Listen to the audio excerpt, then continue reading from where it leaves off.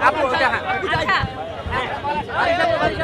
আলাইকুম। প্রথমেই ধন্যবাদ যারা রোজা রেখে সাংবাদিক ভাইরা বোনেরা এত গরমের মধ্যে আমাদের এইটাকে সাকসেসফুল করেছেন, কারণ আপনারা না থাকলে আমাদের এই আয়োজনটা একদম বৃথা ছিল।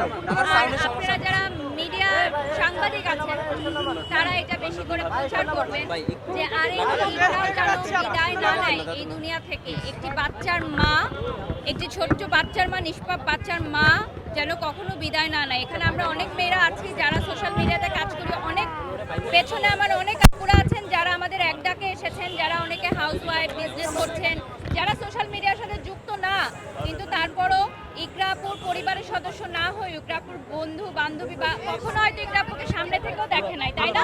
এরকম অনেকে আসছে যারা ইকরাপুকে কখনো সামনে থেকে দেখে নাই। যে প্রথমে আমাদের অনেক বোনেরা আছেন যারা দূর দূরান্ত থেকে আজকে আসছে রোজা রেখে শুধুমাত্র ন্যায় বিচারের জন্য।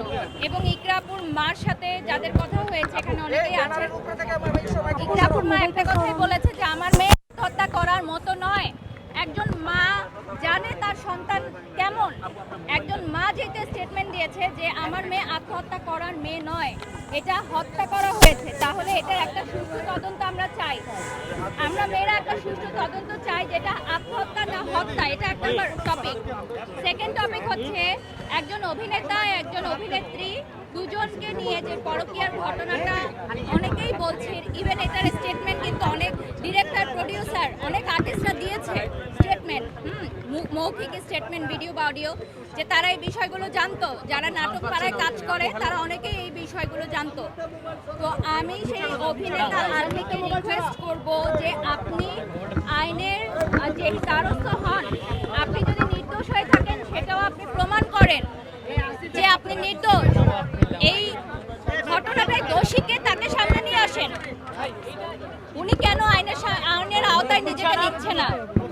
উনি যে স্টেটমেন্টগুলো দিচ্ছে এগুলো আমাদের জনগণ মেনে নিচ্ছে না। উনি যে স্টেটমেন্টগুলো এখন পর্যন্ত দিয়েছেন, এছাড়া যে অভিনেত্রীকে জড়িয়ে নামটা এসেছে সেই অভিনেত্রীও যে অডিও কলের যে স্টেটমেন্টটা দিয়েছেন এবং তার বাবা যে স্টেটমেন্টটা দিয়েছেন সেটাও কিন্তু কথার সাথে কাজের মিল নেই।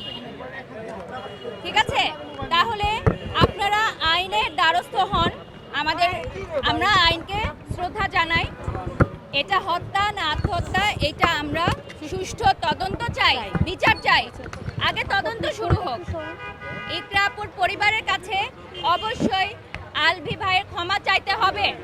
হবে হবে হবে ক্ষমা চাইতে হবে, অবশ্যই বিচার চাইতে হবে। ইকরাপুর পরিবারের কাছে অভিনেতা আলভির ক্ষমা চাইতে হবে অবশ্যই, যেটা এখন পর্যন্ত সে ক্ষমা চায় নাই। তোমরা দেখছো কেউ নামে দেখে নাই, উল্টা ব্লেম করে গেছে যে যাতে পরিবার দেখতে দেয় নাই তাকে, দেখতে উল্টা সে ব্লেম করে গেছে। এত